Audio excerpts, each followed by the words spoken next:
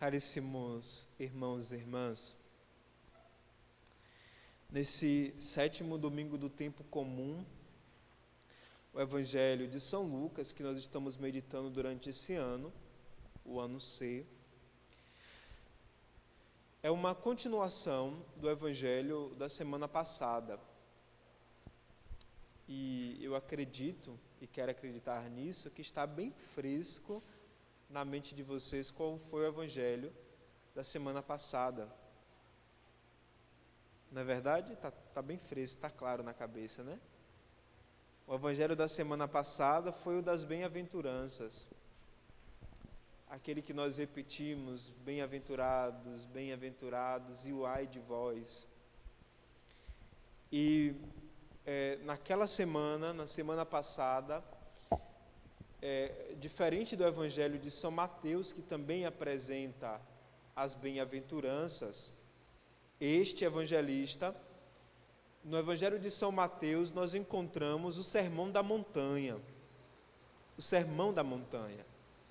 E no Evangelho de São Lucas, nós temos o Sermão da Planície. Há aqui uma diferença geográfica, mas também há aqui uma indicação muito interessante para a nossa reflexão. Quando, no Evangelho da semana passada, o autor nos diz que ele está na planície, ele desceu da montanha e está numa planície. O que é que o evangelista está nos dizendo? Ele justamente nos diz que Cristo está no mesmo nível daqueles homens, daquelas mulheres, de todos, da multidão que ali estava. E é no mesmo nível, na planície, que ele então profere o seu novo mandamento, que brota então das bem-aventuranças. E este evangelho está na sequência. Se vocês tomarem em casa, vão perceber que nós paramos no 26 e aqui o evangelho continua no 27. É no mesmo capítulo, no capítulo 6. E então, ainda na planície, Jesus Cristo, no mesmo nível daquele povo, de toda a multidão, ele continua a dizer as suas bem-aventuranças. E se quisermos, poderíamos até colocar assim: bem-aventurados, segundo o Evangelho de hoje, bem-aventurados aqueles que amam os inimigos. Essa seria a introdução para o Evangelho de hoje. Bem-aventurados. Eu não sei como é que esse Evangelho chega ao coração de vocês. Quando nós vamos proferindo cada versículo, isso vai chegando ao coração e à mente. Porque este Evangelho é de uma provocação, mas muito profunda. Este Evangelho é para nos desestabilizar, é para mexer profundamente com as nossas estruturas, com o modo com o qual nós meditamos a nossa vida e as nossas relações, como nós estabelecemos as nossas relações. Porque, vejam, o Evangelho, neste capítulo, ele já começa fazendo uma provocação. Ele diz, olha, bem-aventurados aqueles que amam os inimigos. E o que é interessante, porque no Evangelho de São Lucas, por vezes, nós vamos ver ele repetindo que precisamos amar o próximo. E já esse Evangelho não diz isso, amai o próximo. Nós vamos encontrar essa passagem de amar o próximo, por exemplo, naquela passagem do samaritano, que vai ter a discussão sobre quem é o próximo. E ele vai dizer então que é preciso amar o próximo. E o próximo aqui está caído. Agora, o Evangelho de hoje, diferentemente, ele diz que não nos diz que nós não devemos amar o próximo, mas ele nos diz ainda mais, que este próximo, se assim quisermos, este próximo também é o inimigo. O inimigo deve se tornar o próximo. Olha a radicalidade desse evangelho. Olha a forma extraordinária que Cristo fala conosco. Ele nos diz que também aquela pessoa que nos fez o mal deve ser amada. Isso mexe com minhas estruturas. Porque é muito fácil para nós, é muito fácil para mim me identificar com a pessoa que eu gosto, com a pessoa que me faz um bem, que me dá mimos. É muito fácil me identificar com este.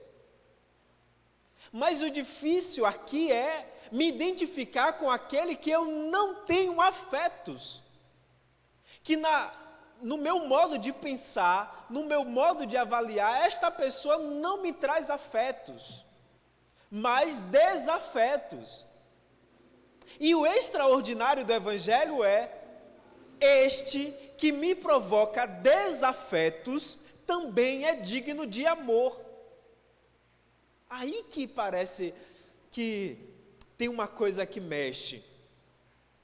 Aí tem uma coisa que bolha aqui dentro. Eu fico pensando, de uma forma muito prática isso, amar o inimigo. Amar aquele que traiu. Amar aquele que falou mal. Que criou uma fofoca, meu Deus do céu. Que falou uma mentira sem tamanho. Amar aquele que me tirou alguma coisa de precioso e valioso. Como é que é amar assim? E aí o Evangelho, ele continua porque ele vai mais profundo, ele vai provocando, ele vai mexendo, porque olha a dinâmica do Evangelho. Eu devo rezar por aqueles que me fazem bem e também por aqueles que não me fazem bem. A dinâmica do Evangelho é diferente. A lógica de Cristo é diferente. A lógica de Cristo não para na nossa limitação. A lógica de Cristo não para nos nossos conceitos. E isso que é o mais extraordinário. Porque seria bom um evangelho que nos dissesse: olha, se te fez mal, esquece. Se te fez mal, isola. Seria bom um evangelho assim. Se falou mal de você, você também tem o direito de falar mal dele. Eu quero um evangelho assim. Eu preciso de um evangelho assim, de uma passagem bíblica que me diga isso. Se te traiu, você também tem o direito de trair. Se roubou a tua dignidade, você também tem o direito de roubar a dignidade dele ou de outra pessoa. Eu quero um evangelho assim, porque o evangelho que me diz que eu devo dar a outra face para bater, se bateu num lado, eu tenho que dar a outra face. Este evangelho é duro e exigente. E por que ele é exigente? Porque ele exige de nós uma tomada de decisão. Uma tomada de decisão. Por si só, olhando esse evangelho aqui, não dá para a gente dizer: a partir de hoje eu vou amar Deus e o mundo. Por assim só ouvir o evangelho. Mas exige de nós uma tomada de decisão. E o que é a decisão? Eu vou amar ainda que o outro não me ame. É uma tomada de decisão. Eu já disse em outros momentos, o amor aqui não é um sentimento somente, que pulsa aí no nosso coração, né?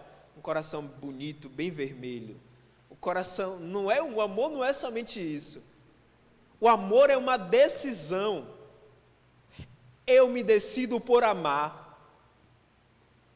Eu decido por perdoar. Eu decido por ser misericordioso. É uma decisão. Se não for uma decisão, caríssimos, se não for uma decisão, a gente não consegue dar um passo. Porque a gente pode até rezar, e tem que rezar mesmo, porque até o Evangelho que nos diz: rezai pelos vossos inimigos, bendizei por eles. Mas se nós não tomarmos uma decisão, a partir de hoje eu dou o meu perdão. Se eu não der o passo ao perdão, tenham certeza, caríssimos, nós vamos viver a vida toda arrastando uma corrente, e diga-se de passagem, uma corrente pesada. Pesada, é por isso que este evangelho de hoje, ele é muito, mas muito radical. Muito radical. E aí, nós ouvimos, e que às vezes soa estranho, porque para muitas pessoas, para muita gente, o gesto de amar e de perdoar é difícil, porque cada um sabe a dor que sentiu por aquela situação que viveu, cada um sabe. E aqui o Evangelho não ignora isso, não ignora.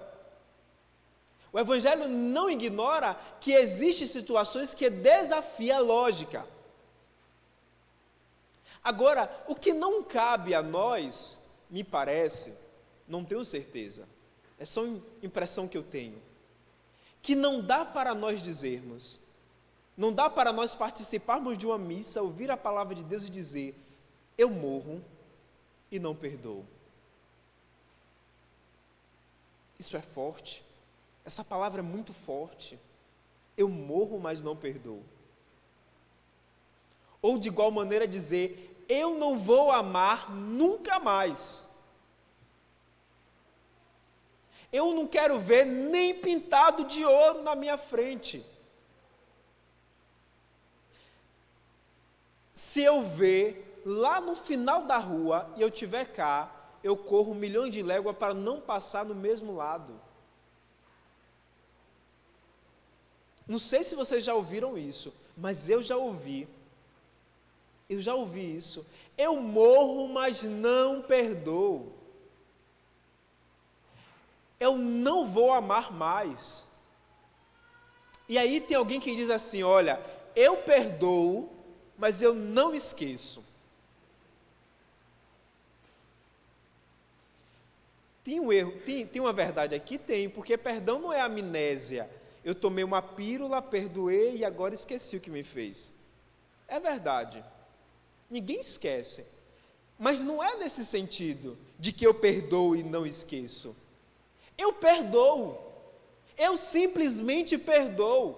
A consequência desse perdão não é amnésia ou não é se lembrar sempre. A consequência é a libertação que eu estou me dando. Estou abrindo para o outro. Então não é eu perdoo e não esqueço. Eu simplesmente perdoo. E aí parece que a pergunta do Evangelho, as perguntas que vão nascendo depois, parece que é muito forte. Porque aqui tem uma coisa que é interessante. Qual é a recompensa que nós queremos ter? Para cada situação, foi apresentada uma pergunta. E a pergunta era geralmente essa: que recompensa tereis?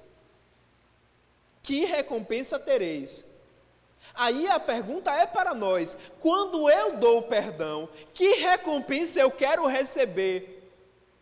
Quando eu me decido por amar o outro, que recompensa eu quero receber? E também poderia ser: de quem eu quero receber esta recompensa? Quando eu digo, eu vou ser misericordioso com o outro, que recompensa eu quero ter, eu quero receber, eu quero ter? Me parece que é isso aqui, a recompensa que nós queremos receber e de quem queremos receber a recompensa. Parece-me que é isso. Porque aí nós vamos sentir, olhando para esse evangelho, olhando para a nossa vida, nós vamos sentir a partir de onde eu estou falando e qual é a situação que eu estou vivendo. Porque aí muita gente diz assim, muita gente lá fora, né? Eu gosto de dizer assim, muita gente é lá na China, lá bem longe de nós. Muita gente diz assim, olha, quem perdoa é Deus, eu mesmo não perdoo. Só Deus perdoa. Eu sou humano, eu tenho limitações, eu tenho fraqueza e não perdoo. Eu tenho fraquezas e não vou ao encontro. Eu sou humano e eu não quero nem saber. Porque usa da humanidade para justificar a dificuldade do perdão. Aqui ninguém está ignorando que há uma dificuldade, que é exigente perdoar. Mas usa do critério da humanidade para dizer que não vai perdoar. Quando, na verdade, dizer eu sou humano era para dizer, como eu tenho fraquezas e limitações, o outro também tem fraquezas e limitações. O critério da humanidade deveria ser para nós nos identificarmos, e não para dizer, porque eu sou humano, eu não quero saber do outro. Não deveria ser assim. Então, caríssimos irmãos e irmãs, olhar para o Evangelho de hoje, eu penso que é fazer uma prece ao Senhor. E a prece é, Senhor, dai-me o coração que saiba amar. É dizer, Senhor, eu passei por uma situação muito difícil, mas eu quero me abrir ao perdão. De igual maneira é pedir ao Senhor, tira de dentro do meu peito um coração de pedra e dai-me um coração de carne. Me parece que é isso. Porque esse evangelho de hoje não é muito para uma reflexão, nós até falando demais. Não é muito para uma reflexão, não. É para uma tomada de consciência da nossa limitação, da nossa fraqueza, mas também uma tomada de consciência da fraqueza e da limitação do outro. E aqui também, não é para nós, ao ouvir esse evangelho, dizer, eu vou dar a outra face e viver a vida toda assim, num ciclo vicioso, se acostumando com uma rejeição, se acostumar com a falta de desamor. Não é para isso. Olhar para esse evangelho é também dizer, eu vou romper com o ciclo de rejeição. Eu vou romper e sair do ciclo que me colocaram, de dependência afetiva do outro, de se deixar o tempo todo ser manipulado. Não é para nós sairmos daqui agora, eu virei uma pessoa boa, então pode bater, pode chicotear, pode humilhar que eu estou feliz. Não é para isso. É para, diante das realidades, eu saber pesar, medir, colocar numa balança. Esse evangelho é para isso. Agora, eu insisto, o amor é uma decisão. É uma decisão. Só quem se decide pelo amor é capaz de fazer os outros passos. E aí São Paulo, com que eu encerro a minha reflexão, São Paulo na segunda leitura, ele faz uma comparação muito rica. Lembrando de Jesus Cristo, ele coloca o homem carnal e o homem espiritual, o homem da terra e o homem do céu. E ele diz que tudo é em vista do homem do céu. Tudo é em vista do homem do céu. Aí a pergunta é para nós. Nós vamos viver o tempo todo só sendo simplesmente homens e mulheres da terra? Ou também vamos hoje pedir a Deus essa graça de passarmos de um homem e de uma mulher terrena, terrestre, para um homem e uma mulher celeste, onde se abre a graça de Deus e se abre ao inimigo. Me parece que é aqui que está. O homem espiritual, ele se abre ao Espírito, ele se abre à graça de Deus, ele se deixa conduzir pelo Espírito, e aí então é capaz de olhar com largueza para um futuro, é capaz de olhar com largueza para a libertação que está à sua frente. Caríssimos, é verdade, e vocês sabem disso. O perdão e o amor me permita o erro de português, faz mais bem para quem dá, por vezes, do que para aquele que recebe. O perdão liberta mais aquele que está dando do que aquele que recebe. Porque enquanto a gente não dá o perdão e não pratica o amor, eu disse e eu penso, carregamos em nossas costas um fardo. Amargura. Tem homens e mulheres amargos, carrancudos, infelizes, tristes. E tudo isso tem até uma vida sociável boa, mas é amarga, é triste, justamente porque não se abre ao perdão, não se abre ao amor. Não consegue confiar no outro, porque não se abre ao perdão. Não sabe olhar para um futuro. Então, peçamos a Deus a graça hoje. Senhor, dá-me a graça de amar. Dá-me a graça de perdoar. Dá-me a graça de experimentar de novo a possibilidade de uma vida feliz, que só brota do perdão e do amor. Que nosso Senhor Jesus Cristo, que é bom o tempo todo e que morreu pelos bons e pelos maus, pelos justos e pelos injustos, nos ensine também o que significa amar o injusto. Nos ensine a amar aquele que é mau. Que assim seja. Amém.